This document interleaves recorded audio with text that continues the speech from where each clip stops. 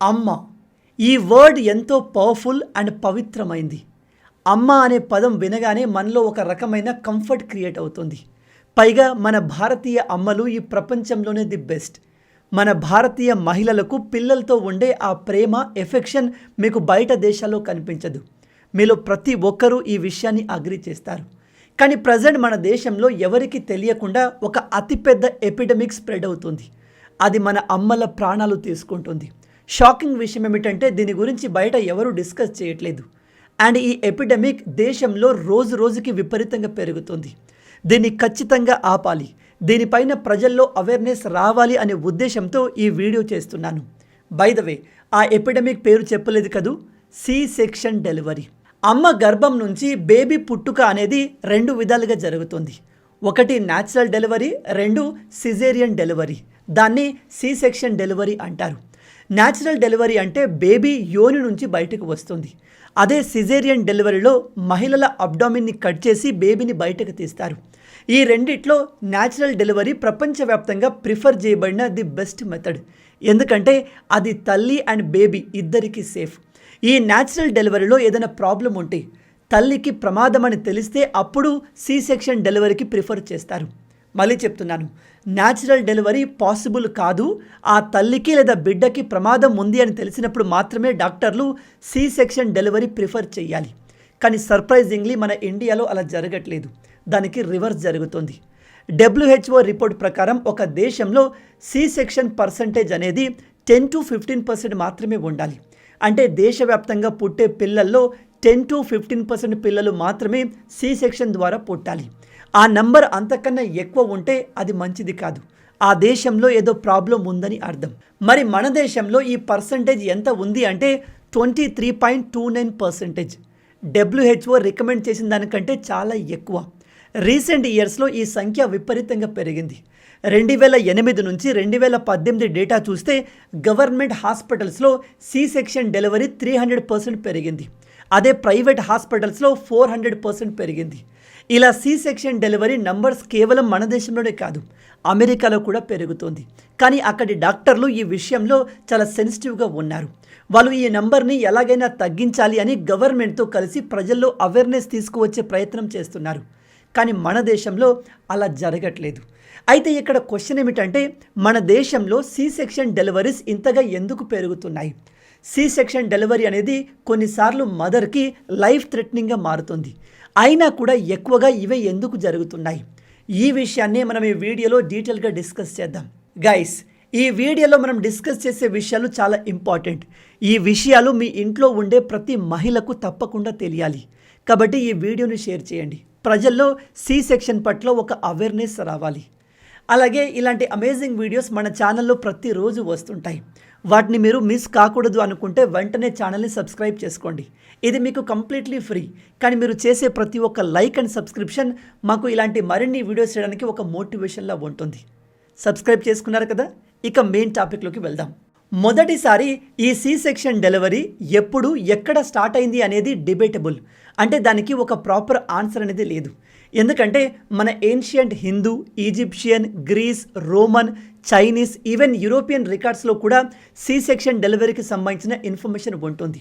మన Indian records ప్రకారం మన దేశంలో మొదటిసారిగా సి సెక్షన్ డెలివరీ 300 BCలో జరిగింది. కొన్ని రిపోర్ట్స్ ప్రకారం సెకండ్ మౌర్యన్ ఎంపరర్ బిందుసార తల్లి విషం వల్ల చనిపోయింది. ఆ సమయంలో చాణక్య సి సెక్షన్ డెలివరీ చేసి ఆమె కడుపులో ఉన్న బేబీని బయటకు తీశారు. ఆ బేబీ ఎవరో కాదు, ఈ బిందుసార. ఆ టైంలో సి సెక్షన్ అంటే మహిళ చనిపోయిన తర్వాత ఆమె కడుపును కోసి బిడ్డను బయటకు తీయడం, అంతేకాని ఇప్పటిలాగా ప్రాపర్ ప్రొసీజర్ ఫాలో అవ్వడం కాదు. ఇంకో స్టోరీ ప్రకారం 46 BCలో రోమన్ రాజు అయిన జూలియస్ సీజర్ తన రాజ్యంలో ఒక ఆర్డర్ని పాస్ చేశాడు. అది ఏమిటంటే, ఎవరైనా ప్రెగ్నెంట్ లేడీ చనిపోతే ఆమె కడుపును కోసి బేబీని బయటకు తీయొచ్చు అని. ఇలా చేసి తల్లి చనిపోయినా కూడా బేబీని కాపాడుకోవచ్చు. అందుకే అప్పటి నుంచి ఇలా కడుపును కట్ చేసి బేబీని బయటకు తీసే ప్రొసీజర్ని సిజేరియన్ ఆర్ సి సెక్షన్ అంటారు అని కొంతమంది చరిత్రకారులు సజెస్ట్ చేస్తున్నారు.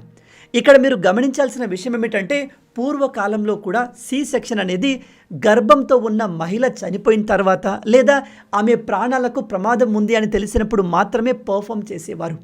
కానీ ఎప్పుడైతే మోడర్న్ మెడిసిన్స్, యాంటీసెప్టిక్, అనెస్థియా డెవలప్ అయ్యాయో, అంటే 19th సెంచరీ తర్వాత మెల్లమెల్లగా సి సెక్షన్ సర్జరీల సంఖ్య విపరీతంగా పెరిగింది. రీసెంట్ ఇయర్స్లో మన దేశంలో వీటి సంఖ్య 300 నుంచి 400% వరకు పెరిగింది. ఇది చాలా ప్రమాదం. అందుకే దీన్ని చాలామంది ఎపిడమిక్గా కన్సిడర్ చేస్తున్నారు. తప్పనిసరి పరిస్థితుల్లో సి సెక్షన్ డెలివరీ చేసి బేబీని, తల్లిని కాపాడవచ్చు, అందులో డౌటే లేదు. కానీ సి సెక్షన్ వల్ల తల్లి హెల్త్కి కొన్ని ప్రాబ్లమ్స్ కూడా ఏర్పడతాయి. ఇన్ఫెక్షన్ పెరుగుతుంది. సి సెక్షన్ తర్వాత రికవరీ పీరియడ్ నార్మల్ డెలివరీ కంటే చాలా ఎక్కువగా ఉంటుంది. రికవరీ అవ్వడానికి 4 నుంచి 6 వారాల సమయం పడుతుంది. అండ్ ఇది చాలా అన్కంఫర్టబుల్గా ఉంటుంది. ఇక ఫైనాన్షియల్ పర్స్పెక్టివ్లో చూసినా కూడా సి సెక్షన్ మన జేబును ఖాళీ చేస్తుంది. అలాగే నార్మల్ డెలివరీతో కంపేర్ చేస్తే సి సెక్షన్ జరిగిన మహిళలు హాస్పిటల్లో ఎక్కువ సమయం ఉండాలి. అంటే ఈ హాస్పిటల్ వాళ్ళు మన దగ్గర నుంచి ఎక్కువ డబ్బులు దోచుకుంటారు. ఈ సి సెక్షన్ డెలివరీ కాస్ట్ ఒక్కో సిటీలో ఒక్కో రకంగా ఉంటుంది. హాస్పిటల్ వైజ్ కూడా మారుతూ ఉంటుంది. కానీ గవర్నమెంట్ డేటా ప్రకారం నార్మల్ డెలివరీకి యావరేజ్గా 10,000 రూపాయల వరకు ఖర్చు అవుతుంది. అదే సి సెక్షన్కి 23,000 రూపాయల వరకు ఖర్చు అవుతుంది.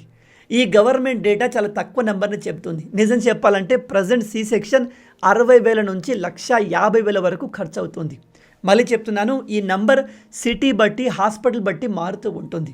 కానీ ఓవరాల్గా సి సెక్షన్ డెలివరీ అనేది నార్మల్ డెలివరీ కంటే 2 నుంచి 3 రెట్లు ఎక్స్పెన్సివ్ ఉంటుంది.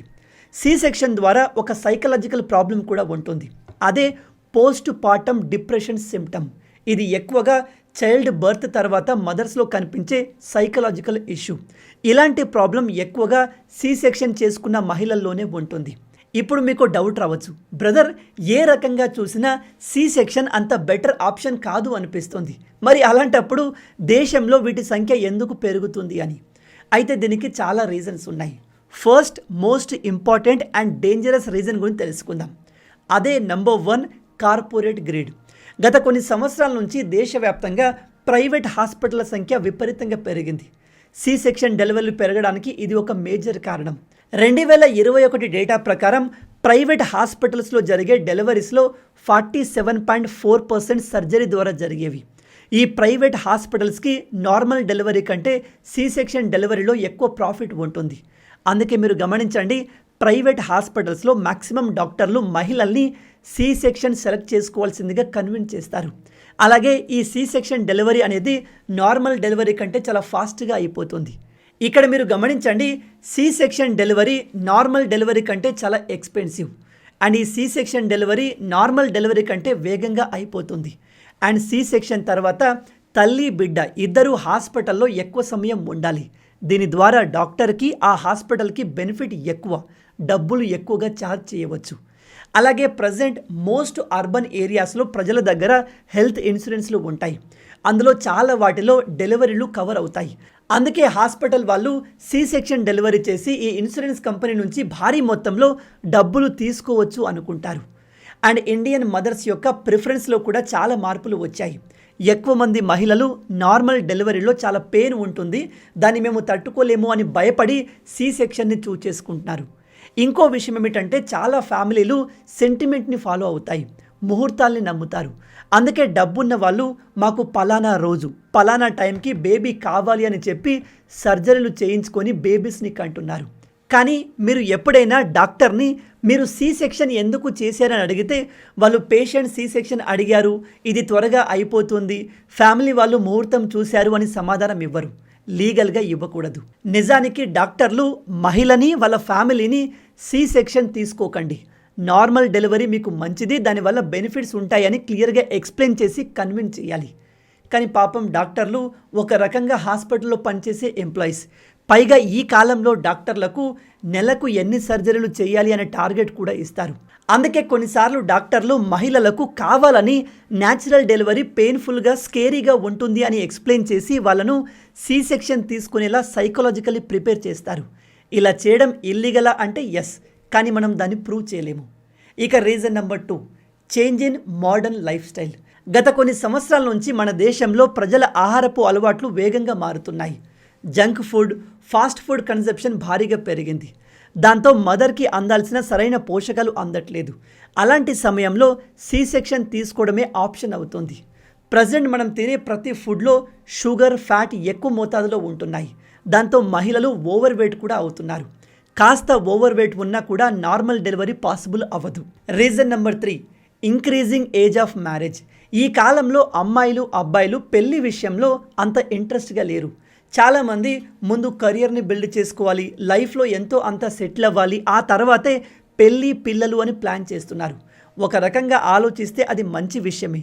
కానీ లైఫ్లో సెటిల్ అవ్వడం అనేది అంత ఈజీ కాదు. దానికి చాలా సమయం పడుతుంది. సో అలా ప్రజెంట్ జనరేషన్లో యువకులు పెళ్లి టైం కల్లా 30-35 దాటేస్తున్నారు. ఈవెన్ మహిళలు కూడా. అయితే ఆ ఏజ్లో ప్రెగ్నెంట్ అయిన మహిళలకి నార్మల్ డెలివరీ చేయడం చాలా కష్టం అండ్ రిస్కీ కూడా. అందుకే వాళ్ళు ఎక్కువగా సి సెక్షన్ వైపు మొగ్గు చూపుతారు. సి సెక్షన్ డెలివరీ పెరగడానికి ఇంకో మంచి రీజన్ ఏమిటంటే మన దేశవ్యాప్తంగా హెల్త్ కేర్ ఇన్ఫ్రాస్ట్రక్చర్ వేగంగా డెవలప్ అవ్వడం. మీరు గమనించండి, మన చిన్నప్పుడు బేబీ డెలివరీలు ఇళ్లలో జరిగేవి. ఊర్లో ఉండే పెద్ద వయసున్న మహిళలు డెలివరీ చేసేవాళ్ళు. కానీ ఇప్పుడు అలా జరుగుతుందా? Maximum no.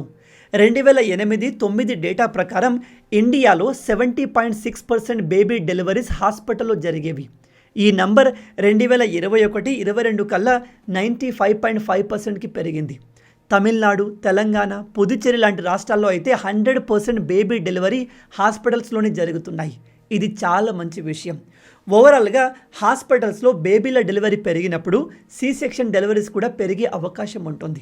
కానీ ఇక్కడ ప్రమాదకరమైన విషయం ఏమిటంటే మన దేశంలో పెరిగిన C section delivery percentage WHO recommend చేసిన దానికంటే కూడా చాలా ఎక్కువగా ఉంది. అలాంటప్పుడు మరి వీటిని తగ్గించాలి. సి సెక్షన్ డెలివరీస్ని మహిళలు ఎక్కువగా ప్రిఫర్ చేయకుండా ఉండాలంటే ఏం చెయ్యాలి అనే విషయానికి వస్తే దీనికి కొన్ని మెథడ్స్ ఉన్నాయి. ఎక్కువ సి సెక్షన్లు ప్రైవేట్ హాస్పిటల్స్లో జరుగుతున్నాయి కాబట్టి గవర్నమెంట్ పబ్లిక్ హాస్పిటల్స్ ఇన్ఫ్రాస్ట్రక్చర్ని పెంచాలి. ఎందుకంటే మీరు ప్రజెంట్ డేటాను చూస్తే గవర్నమెంట్ హాస్పిటల్స్లో జరిగే మ్యాక్సిమం డెలివరీస్ నార్మల్ డెలివరీలు. ఎందుకంటే గవర్నమెంట్ హాస్పిటల్స్లో పెద్దగా డబ్బులు ఛార్జ్ చేయరు. వాళ్ళకు డబ్బు పైన ఆశ ఉండదు.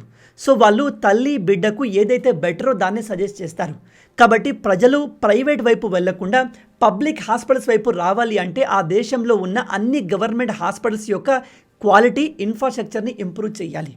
నెంబర్ 2, అన్ని ప్రైవేట్ హాస్పిటల్స్ తమ దగ్గర జరిగే సి సెక్షన్ డెలివరీ సంఖ్యను బయటకు చెప్పాలి. అంటే ఆ హాస్పిటల్లో మొత్తం ఎన్ని డెలివరీలు జరిగాయి, అందులో సి సెక్షన్ డెలివరీలు ఎన్ని జరిగాయో బయటకు చెప్పాలి.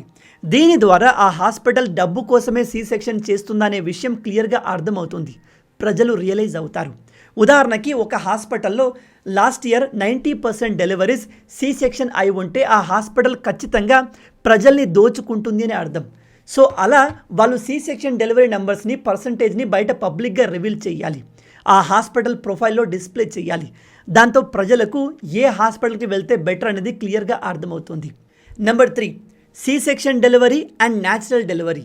ఈ రెండింటి ఫీజులో చాలా డిఫరెన్స్ ఉంటుంది. సి సెక్షన్కి నేను మీకు స్టార్టింగ్లో చెప్పినట్టు 3-5 రెట్లు ఎక్కువ ఛార్జ్ చేస్తారు. సో గవర్నమెంట్ ఈ రెండింటి ప్రైస్ని ఆల్మోస్ట్ సేమ్ చేసేయాలి. ఎప్పుడైతే ఈ రెండింటి ఫీజు సమానంగా ఉంటుందో అప్పుడు హాస్పిటల్స్ ఆర్ డాక్టర్స్ కకృతి పడి సి సెక్షన్ చేయాలి అనుకోరు. నెంబర్ 4, మన దేశంలో సి సెక్షన్ ఎప్పుడు చేయాలి అని చెప్పే ప్రాపర్ రూల్స్, గైడ్లైన్స్ లేవు. కాబట్టి ప్రభుత్వం అలాంటి గైడ్లైన్స్ని తీసుకువచ్చి వాటిని డాక్టర్లు స్ట్రిక్ట్గా ఫాలో అయ్యేలా చేయాలి. నెంబర్ 5, మహిళలకి normal delivery, C section delivery ఈ రెండింటి మధ్య డిఫరెన్స్ని క్లియర్గా తెలియజేయాలి. నార్మల్ డెలివరీ వల్ల కలిగే ప్రయోజనాలు చెప్పాలి. సి సెక్షన్ డెలివరీ వల్ల వచ్చే ప్రాబ్లమ్స్ని ఎక్స్ప్లెయిన్ చేయాలి. అలాగే నార్మల్ డెలివరీ ఈజీగా జరిగేలా ఎటువంటి ఫుడ్ తీసుకోవాలి, ఎటువంటి ఎక్సర్సైజులు చేయాలి అనే విషయాన్ని ప్రతి ప్రెగ్నెంట్ మహిళకు తెలిసేలా చేయాలి. బై ద వే, ఒక విషయాన్ని బాగా గుర్తుపెట్టుకోండి. నేను ఇక్కడ సి సెక్షన్ డెలివరీ కంప్లీట్గా చెడ్డది అని చెప్పట్లేదు. న్యాచురల్ డెలివరీ పాసిబుల్ కానప్పుడు, తల్లి బిడ్డకు అది ప్రమాదంగా మారినప్పుడు సి సెక్షన్ తప్పకుండా చెయ్యాలి. కానీ అవసరం లేని సమయంలో కూడా సి సెక్షన్ డెలివరీ చేయడం అంత మంచిది కాదు. దానివల్ల హెల్త్కి సంబంధించిన అనేక సమస్యలు వస్తాయి అండ్ బాడీ కూడా అంత త్వరగా రికవర్ అవ్వదు.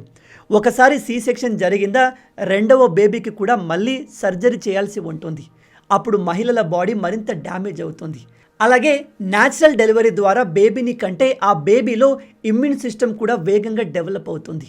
అండ్ న్యాచురల్ డెలివరీ అనేది బేబీ అండ్ మదర్ యొక్క బాండ్ని మరింత స్ట్రాంగ్ చేస్తుంది. వాళ్ళను ఎమోషనల్లీ బాగా కనెక్ట్ అయ్యేలా చేస్తుంది. సో మొత్తంగా ఇవి ఈ వీడియోలో నేను మీకు చెప్పాలి అనుకున్న విషయాలు. ఇవి చాలా ఇంపార్టెంట్ విషయాలు.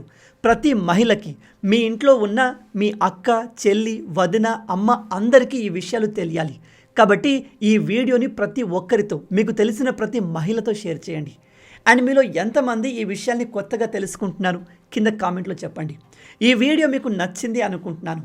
నచ్చితే లైక్ చేసి మన ఛానల్ని సబ్స్క్రైబ్ చేసుకోండి. రాబోయే వీడియోలో ఇంకో ఇంట్రెస్టింగ్ టాపిక్తో మళ్ళీ కలుద్దాం. అంటిల్ దెన్, జై హింద్, జై భారత్, భారత్ మాతాకి జై.